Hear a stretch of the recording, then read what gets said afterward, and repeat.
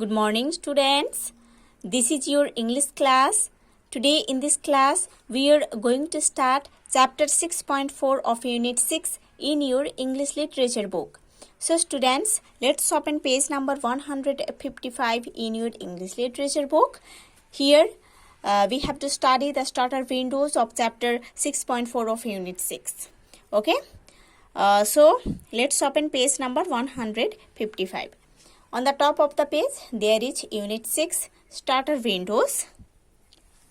There is Chapter 6.4 of Unit 6. The topic is here, the Model Head. Okay, so let's start read. Here you will read one of the finest examples of light words, a form of words the primary aim of which is to amuse and entertain, and the subject is usually trivial and frivolous. Limericks are also a form of light words. Students, now open page number 179 in your English literature book. See on the top of the page, there is chapter 6.4 of unit 6. The topic is here, the model head. Model head means ऐसे एक person जो कि ना समझदार है, मतलब कुछ समझते नहीं है ना, ऐसे एक पर्सन जो कि ना समझदार है, जिनके अंदर कोई इंटेलिजेंस नहीं है, बहुत कम समझते हैं ऐसे.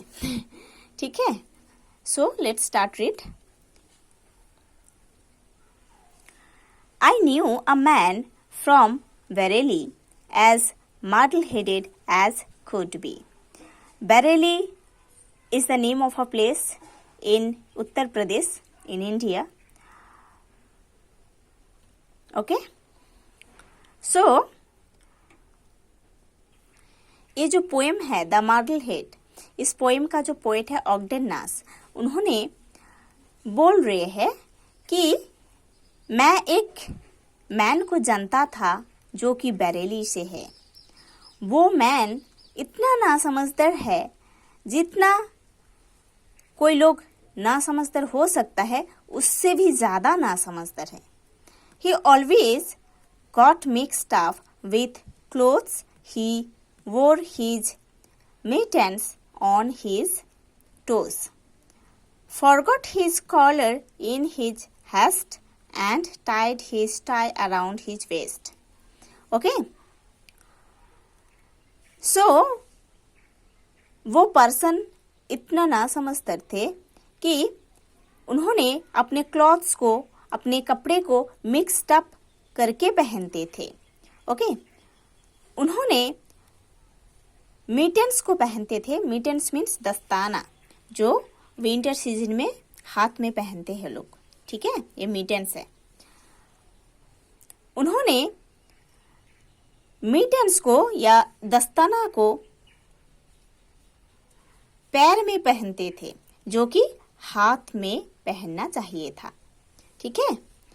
Forgot his collar in his haste, और हड़बड़ी में उन्होंने अपना कॉलर ठीक करना भूल जाते थे. And tied his tie around his waist, और उन्होंने अपने टाई को गले में नहीं पहनते थे, वेस्ट में पहनते थे. Okay, see this picture properly, then you can understand. What a model head was he, that man who lived in Bareilly. Okay? वो पर्सन कितना ही नासमझदार था, जो पर्सन बरेली से था. They told him as he went about, "You have got your coat on inside out." And when they saw his hat, they said, "You have put a saucepan on your head." जब ये model headed person ऐसे dress को mix tough करके पहनकर बाहर जाते थे, तब लोग उनको देखकर बोलते थे कि You have got your coat or inside out.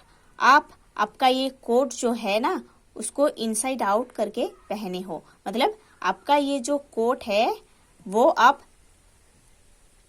जो सीधा करके नहीं पहने हो,